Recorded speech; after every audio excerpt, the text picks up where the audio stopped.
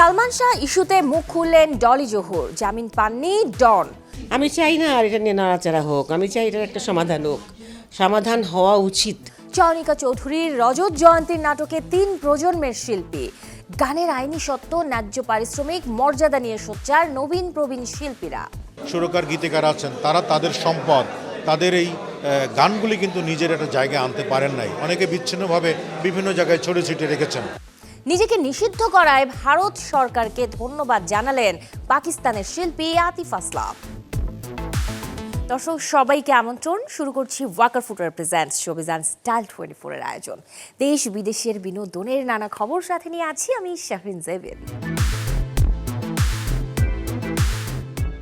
সালমান শাহর চলে যাওয়া হত্যা নাকি আত্মহত্যা, এ নিয়ে নায়কের মৃত্যুর পর থেকেই চলছে মামলা আর তদন্ত, সাথে নানা আলোচনা। এ বিষয়ে দ্রুত নিষ্পত্তি হওয়া প্রয়োজন বলে জানিয়েছেন চলচ্চিত্র অভিনেত্রী ডলি জোহর।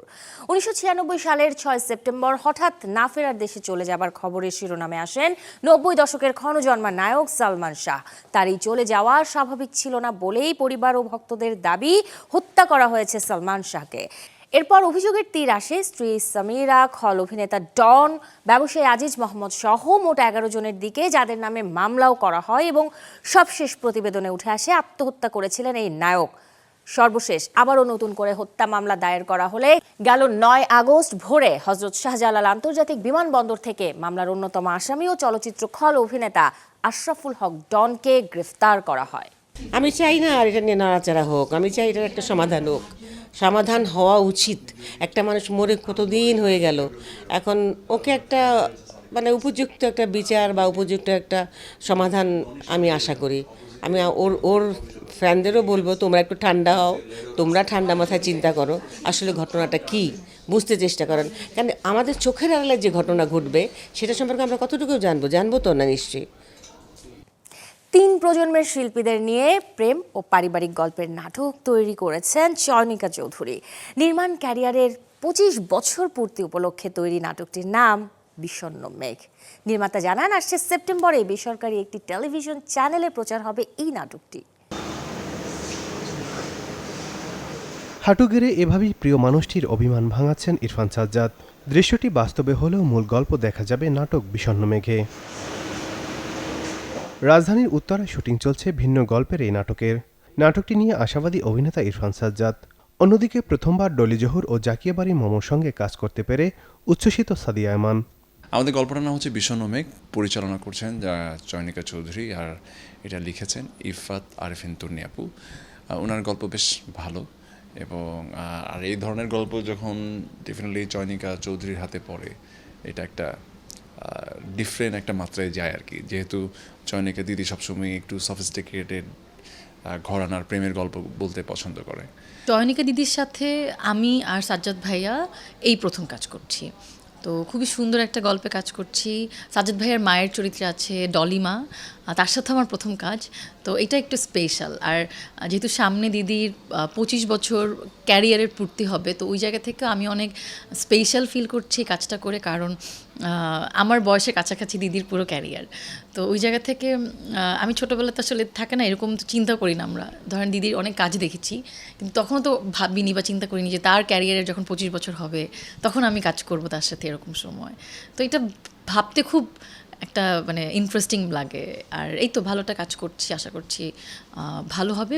গল্পটা ভীষণ সুন্দর, একটা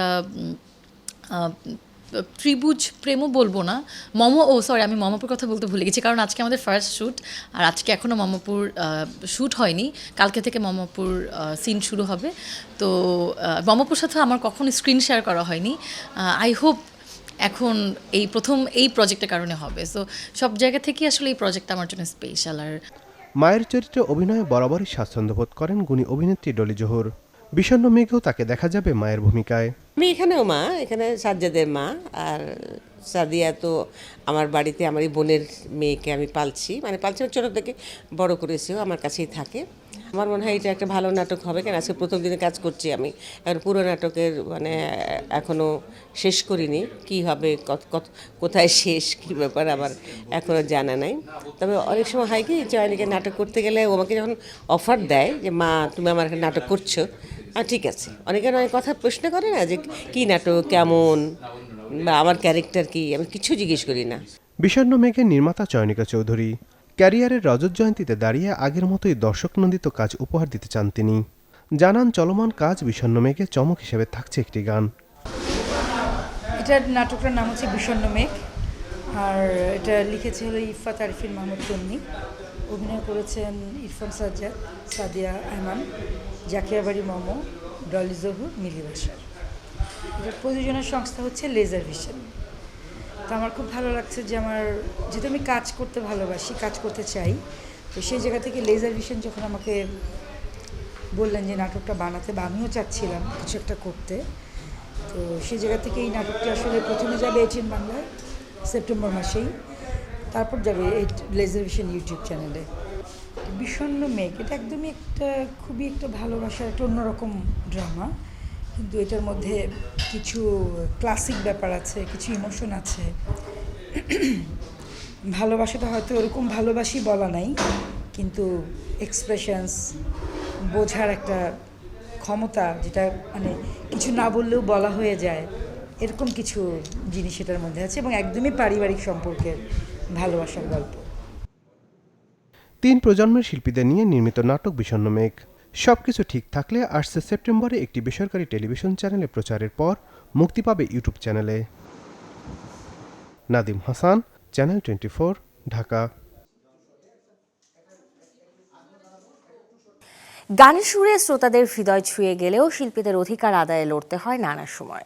কপিরাইট, রয়্যালটি, ন্যায্য পারিশ্রমিক এবং মর্যাদা, শিল্পীদের এসব দাবিকে সামনে রেখে আয়োজিত অনুষ্ঠানে সোচ্চার হলেন নবীন প্রবীণ শিল্পীরা, যেখানে উপস্থিত ছিলেন মনির খান, শেখ সাদি, মিলন মাহমুদ সহ সঙ্গীতাঙ্গনের অনেকেই। কিশোর কুমারের ছেলে অমিত কুমার চিৎকার করে ঘোষণা দিয়েছেন, আমি চাকরি ছেড়ে দিলাম, ব্যবসা ছেড়ে দিলাম, কারণ বাবার যে গান আছে সেগুলো সংরক্ষণ করলেই, সে অধিকারগুলো আদায় করতে পারলে আমার জীবনে আর কিছু দরকার নাই। এভাবেই নিজেদের আক্ষেপের কথা তুলে ধরছেন শিল্পীরা। নিজেদের সৃষ্টির ন্যায্য মূল্য আর অধিকার নিয়েই সোচ্চার সবাই। শিল্পী, কম্পোজার সবাই এখানে। শিল্পীদের গান ও কন্টেন্ট ব্যবহারে কপিরাইট, রয়্যালিটি এবং ন্যায্য পারিশ্রমিকের নিশ্চিতে জোর দাবি সবার কণ্ঠে। রাজধানীর শিল্পকলা একাডেমিতে এক আয়োজনে শিল্পীরা তুলে ধরেন যৌক্তিক দাবি। আমি মনে করি এবং বিশ্বাস করি অনেক শিল্পী, সুরকার, গীতিকার আছেন, তারা তাদের সম্পদ, তাদের এই গানগুলি কিন্তু নিজের একটা জায়গায় আনতে পারেন নাই, অনেকে বিচ্ছিন্নভাবে বিভিন্ন জায়গায় ছড়িয়ে ছিটিয়ে রেখেছেন। তো আমি বিশ্বাস করি যে চেষ্টা করলে হবে। সেই চেষ্টার নমুনা স্বরূপ আজকে একটা অনুষ্ঠান, যে মেধাস্বত্ব সুরক্ষায় কপিরাইটের ভূমিকা। আমার মেধার অধিকারটুকু আমি নিব, আমার যতটুকু দেওয়ার জায়গা আছে ততটুকু আমি নিতে চাই।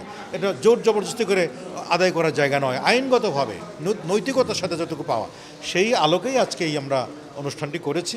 জাতীয় চলচ্চিত্র পুরস্কারপ্রাপ্ত সুরকার শেখ সাদি থেকে শুরু করে বর্তমানের মিলন মাহমুদ, সবাই চান শিল্পীদের প্রাপ্য সম্মানের বিষয়টি আলোচনায় আসুক। আইনটা আছে কিন্তু ইমপ্লিমেন্টেশনটা ঠিক নাই। শিল্পীদের গান বাজানো হয়, যারা ক্রিয়েটিভ পার্সন তাদের গান বাজানো হয়, সমস্ত চ্যানেলগুলিতে বাজে, রেডিওতে বাজে, তাদের আপনারা রয়্যালটি দিচ্ছেন না কেন? এরকম একটা প্রজ্ঞাপন জারি করা উচিত। প্রত্যেকটা কথাই খুব আশা জায়গা নিয়ে, বাট এখন প্রশ্ন হচ্ছে প্রত্যেকটা নিয়োগে, প্রত্যেকটা তৈরির প্রক্রিয়াতে অনেক ধরনের দুর্নীতি থাকে, যেটা আমরা দেখে আসছি এ পর্যন্ত।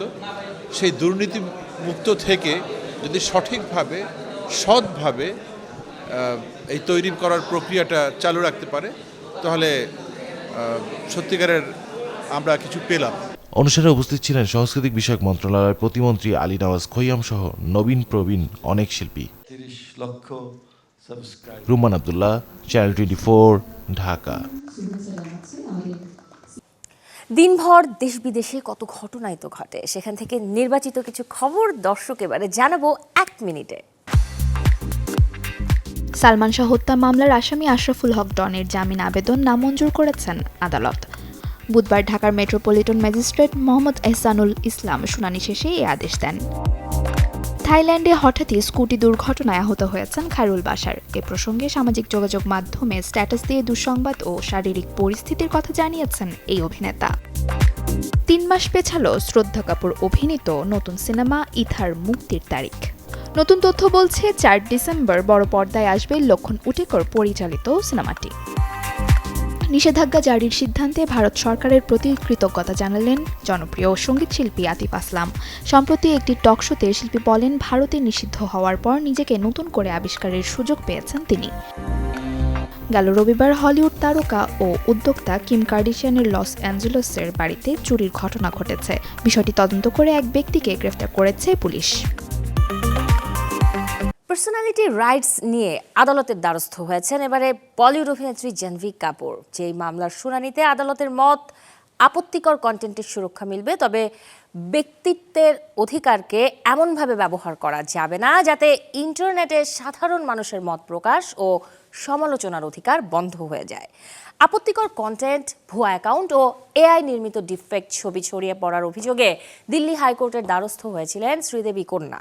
নিজের নাম, ছবি ও ব্যক্তিসত্তার অপব্যবহার ঠেকাতে আইনি সুরক্ষা চেয়ে মামলা করলে গেল মঙ্গলবার তার শুনানি হয়, যেখানে বিচারপতি অনুপ জয়রাম ভাম্বানি জানান, স্পষ্টভাবে অশ্লীল ও আপত্তিকর কন্টেন্ট দ্রুত সরিয়ে দেওয়ার বিষয়ে আদালত অন্তর্বর্তী নির্দেশ দেওয়ার কথা বিবেচনা করছে। তবে সব ধরনের ফ্যান পেজ বা সামাজিক যোগাযোগ মাধ্যমের অ্যাকাউন্টকে একসঙ্গে নিষিদ্ধ করা যায় কিনা তা নিয়ে প্রশ্ন তুলেছে আদালত। অন্যদিকে মেটার তরফ থেকেও জাহ্নবী কাপুরের করা মামলায় আপত্তি জানানো হয়। সেক্ষেত্রে আদালত মেটাকেও সতর্ক করে এবং জানায়, একটি প্রযুক্তি সংস্থা যদি নিজেই কন্টেন্ট নিয়ে অতিরিক্ত সক্রিয় ভূমিকা নেয়, তাহলে নিরপেক্ষ মধ্যস্থতাকারী হিসেবে তার অবস্থানও প্রশ্নবিদ্ধ হবে। দীর্ঘ 18 বছর পর আবারও একসাথে বড় পর্দায় ফিরছেন বলিউডের দুই জনপ্রিয় তারকা অক্ষয় কুমার ও সাইফ আলী খান। হাইওয়ান শিরোনামের যে অ্যাকশন থ্রিলার সিনেমাটি পরিচালনা করেছেন নির্মাতা প্রিয়দর্শন। আসছে 11 সেপ্টেম্বর বিশ্বব্যাপী প্রেক্ষাগৃহে মুক্তি পাবে এই সিনেমাটি। এরই মধ্যে প্রকাশ পেয়েছে 45 সেকেন্ডের একটি টিজার, যেখানে দেখা গেছে নির্মাতা সিনেমার গল্পের বড় কোনো তথ্য প্রকাশ না করেই রহস্য উত্তেজনাকে গুরুত্ব দিয়েছেন। মূলত দুই তারকা অক্ষয় কুমার ও সাইফ আলী খানকে ঘিরেই এগিয়েছে ছবির গল্প। তবে তাদের মধ্যে কে ভালো আর কে মন্দ চরিত্রের তা স্পষ্ট করা হয়নি। টিজারের বিভিন্ন দৃশ্যে বিপদ, প্রতারণা ও দ্বন্দ্বের ইঙ্গিত মিললেও কাহিনীর বিস্তারিত কিছুই জানানো হয়নি। ফলে দুই চরিত্রের সম্পর্কে এবং তাদের প্রকৃত উদ্দেশ্য নিয়ে দর্শকদের মধ্যে তৈরি হয়েছে নানা প্রশ্ন। ছবিতে এই দুই তারকার পাশাপাশি আরও অভিনয় করেছেন বোমান ইরানি, সায়ামি খের ও শ্রিয়া পিলগাঁওকর। হলিউডের নতুন হিস্টোরিক্যাল অ্যাকশন ঘরানার ড্রামা দ্য আপরাইজিং ছবির পরিচালনায় আছেন নির্মাতা পল গ্রিনগ্রাস। আসছে 11 সেপ্টেম্বর হলিউড প্রেক্ষাগৃহে মুক্তির অপেক্ষায় আছে এই মুভিটি। 1381 সালের ইংল্যান্ডের ঐতিহাসিক কৃষক বিদ্রোহের সত্য ঘটনা অবলম্বনে সাজানো হয়েছে ছবির প্রেক্ষাপট, যেখানে দেখা যাবে 14 বছর বয়সী রাজা দ্বিতীয় রিচার্ডের শাসনের নামে রাজকীয় বাহিনীর চরম নির্যাতন ও শোষণের দৃশ্যপট। এমন পরিস্থিতিতে যখন দেশের সাধারণ মানুষের জীবন অতিষ্ঠ হয়ে ওঠে, তখন ওয়াট টাইলার নামের এক কৃষক সুবিচারের দাবিতে মেহনতি মানুষদের একজোট করেন। বিপক্ষের অত্যাধুনিক অস্ত্র ও ক্ষমতার সামনে দাঁড়িয়ে একদল সাধারণ মানুষ কিভাবে নিজেদের অধিকার আদায়ে রক্তক্ষয়ী বিপ্লব গড়ে তোলে, সেই রুদ্ধশ্বাস কাহিনী ফুটে উঠেছে ছবিতে। সিনেমার মূল কেন্দ্রীয় চরিত্রে আছেন অ্যান্ড্রিউ গারফিল্ড, সাথে অন্যান্য গুরুত্বপূর্ণ চরিত্রে দেখা যাবে Jamie Bell, Thomasin McKenzie, Katherine Waterston, Stephen Dillane, Tom Hollander এবং জনি লি মিলারের মতো গুণী হলিউড তারকাদের। দর্শক, এতক্ষণ ছিলাম বিনোদনের নানা খবরে। এবারে জীবনযাপনের গল্প দেখব, লাইফস্টাইলের কিছু আপডেট। সাধ্যের মাঝে সবটুকু সুখ পাওয়া বাস্তবে নানা কারণে হয়ে ওঠে না। তবে যদি এই সময়ে চান শপিং করতে, তবে কিন্তু আপনার এই অনুভূতিটা মিলে যাবে। কারণ বর্তমানে শপিং প্লেসে চলছে মৌসুমে ছাড়। দেশীয় ফ্যাশন ব্র্যান্ডগুলো রেখেছে সর্বোচ্চ 70% অফারে কেনাকাটার সুযোগ। মৌসুম পরিবর্তনের এই সময়টায় চলছে দেশীয় বিভিন্ন ফ্যাশন হাউস জুড়ে ছাড়। কোথাও 30, কোথাও 50, আবার কোথাও 70% পর্যন্ত ডিসকাউন্ট। পোশাকের দাম নেমে এসেছে প্রায় অর্ধেকেরও কমে, তাই ক্রেতারা সারছেন তাদের পছন্দের কেনাকাটা। রোজকার অফিস, ক্লাস কিংবা ক্যাজুয়াল লুকের জন্য টি শার্ট এবং পোলো যারা খুঁজছেন, তারা ঘুরে দেখতে পারেন গিওর্ডানোর কালেকশন। সেখানে টি শার্টে চলছে 50% ছাড়। অন্যদিকে মাইক্লোতে মেয়েদের ডেনিম জিন্স এবং টি শার্টে মিলছে 30 থেকে সর্বোচ্চ 70% পর্যন্ত ছাড়। এদিকে রাইস ও তাওয়াসের সব পণ্যেই আছে 50% অবধি ছাড়। পাওয়া যাচ্ছে ছেলেদের শার্ট, প্যান্ট এবং পাঞ্জাবির পাশাপাশি মেয়েদের এথনিক ও ওয়েস্টার্ন পোশাক।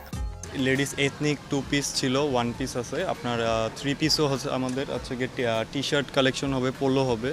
ওভারঅল সব কিছুর উপরে এই সেলটা চলতেছে, জগার্স, চিনোস, এগুলো সবগুলোর উপর।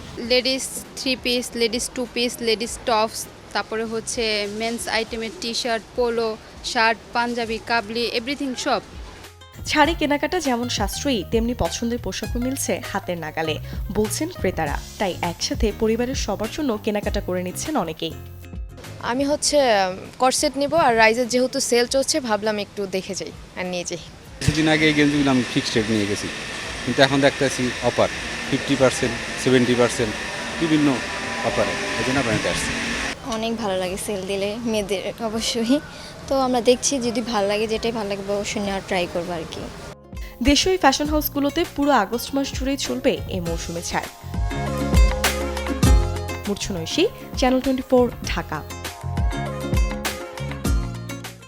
শারীরিকভাবে সুস্থ থাকতে অনেকেই নিয়মিত করেন ব্যায়াম, কেউ কেউ জিমে গিয়েই ঝরান ঘাম। এতে যেমন হয় ওজন নিয়ন্ত্রণ, তেমনি ভালো থাকে হৃদযন্ত্র। তবে কখনো কখনো জিম করলে হতে পারে শারীরিক ক্ষতিও। বিশেষ করে যারা ভুগছেন হৃদযন্ত্রের সমস্যায়, ব্যায়ামই তাদের জন্য হয়ে উঠতে পারে বিপদের কারণ। জিমে যাবার আগে নিজের হার্টের অবস্থা সম্পর্কে ধারণা থাকা জরুরি বলে মনে করেন বিশেষজ্ঞরা। হার্টের বৈদ্যুতিক কার্যক্রম বোঝার জন্য 12 লিড ইসিজি একটি পরিচিত ও গুরুত্বপূর্ণ পরীক্ষা। যাদের আগে থেকেই কোনো উপসর্গ রয়েছে বা পরিবারের কারো অল্প বয়সে হৃদরোগে আক্রান্ত হওয়ার ইতিহাস আছে, তাদের ক্ষেত্রে ইসিজি করার পরামর্শ দেন চিকিৎসকরা। এছাড়াও অনেকেই একাকী জিম কিংবা ভারী ব্যায়াম করেন, দ্রুত কমাতে চান ওজন। এ ধরনের তাড়াহুড়ো না করে ধীরে ধীরে শরীরকে ব্যায়ামের সঙ্গে মানিয়ে নেওয়া উচিত। পেশিবহুল শরীর দ্রুত পাওয়ার আশায় অনেকেই বিভিন্ন ধরনের স্টেরয়েড বা সাপ্লিমেন্ট ব্যবহার করেন, সেক্ষেত্রে প্রয়োজন চিকিৎসকের পরামর্শ। মহাকাশে কি ঘটছে, কেমন করে ঘটছে, এসব নিয়ে মানুষের বরাবরই ভীষণ আগ্রহ। আজ রাতের আকাশে ঘটতে যাচ্ছে দারুণ এক মহাজাগতিক উৎসব, যার জন্য অধীর আগ্রহে অপেক্ষা করছে বিশ্ববাসী। রাতের আকাশে আজ একদিকে চাঁদ ঢেকে দেবে সূর্যকে, অন্যদিকে ছুটবে উল্কাবৃষ্টি। আর সেই সময়ে ক্ষতির মুখে পড়তে পারে আপনার শখের স্মার্টফোনটি। যে কোনো দিকে ক্যামেরা তাক করলেই ছবি উঠবে, এটাই স্বাভাবিক। কিন্তু সূর্যগ্রহণের সময় সরাসরি সূর্যের দিকে ক্যামেরা তাক করলে ফোনের সেন্সরটাই ক্ষতির মুখে পড়তে পারে। তবে 12 আগস্টের আকাশ আর ক্যামেরা নিয়ে মানুষের আগ্রহ ভীষণ। এই রাতেই বিরল ঘটনার সাক্ষী হতে যাচ্ছে বিশ্ববাসী। কারণ এই দিন চাঁদ সূর্যকে পুরোপুরি ঢেকে দেবে, যেখানে তৈরি হবে পূর্ণগ্রাস সূর্যগ্রহণ। চাঁদের এই প্রচ্ছায়া পেরোবে গ্রিনল্যান্ড, আইসল্যান্ড, উত্তর রাশিয়া, আটলান্টিক, স্পেন ও পর্তুগালের একটি অংশের ওপর দিয়ে। এই বছর এই দৃশ্য স্থায়ী হবে সর্বোচ্চ 2.5 মিনিটের কম। চাঁদ যখন পৃথিবীর খুব কাছে অবস্থান করে, তখন চাঁদকে বেশ বড় দেখায় বলে সূর্যকে ঢেকে দিতে পারে। ফলে দিনের আলো নিমেষেই রূপ নেয় অন্ধকারে, তাপমাত্রা হঠাৎ কমে যায়, আর আকাশে কিছু তারা হয়ে ওঠে আরও উজ্জ্বল। পূর্ণগ্রাসের এই কয়েক মিনিট সময়ে খালি চোখেই দেখা যায় সূর্যের বাইরের বায়ুমণ্ডল। তবে রাতের চমক এখানেই শেষ নয়। একই রাতে আকাশে ছুটবে উল্কাবৃষ্টি। 2026 সালের 12 আগস্ট রাতে নতুন চাঁদ থাকায় আকাশে আলো থাকবে না, যার ফলে উত্তর গোলার্ধে উল্কাগুলো দেখার জন্য তৈরি হবে দারুণ অন্ধকার মায়াবী আকাশ। আকাশ পরিষ্কার থাকলে ঘন্টায় প্রায় 100টি উল্কা চোখে পড়তে পারে। অনেকের মতে আজ রাতে তারা খসবে আকাশ থেকে। তবে আবহাওয়া যেমনই থাকুক, ভৌগোলিক কারণে এই পূর্ণগ্রাস সূর্যগ্রহণ বাংলাদেশ থেকে দেখা যাবে না।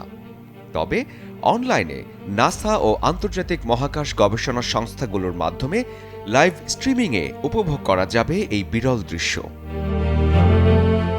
শরীফুল হক, চ্যানেল 24। এই ছিল আজকের Walker footwear presents showbiz and style 24 এর আয়োজনে। বিনোদন ও লাইফস্টাইলের সব খবর জানতে ভিজিট করুন আমাদের ফেসবুক পেজ এবং ইউটিউব চ্যানেলে। কাল ঠিক একই সময় আবারও দেখা হবে। সেই পর্যন্ত সবাই ভালো থাকুন, আর দর্শক অবশ্যই চ্যানেল 24 এর সাথেই থাকুন।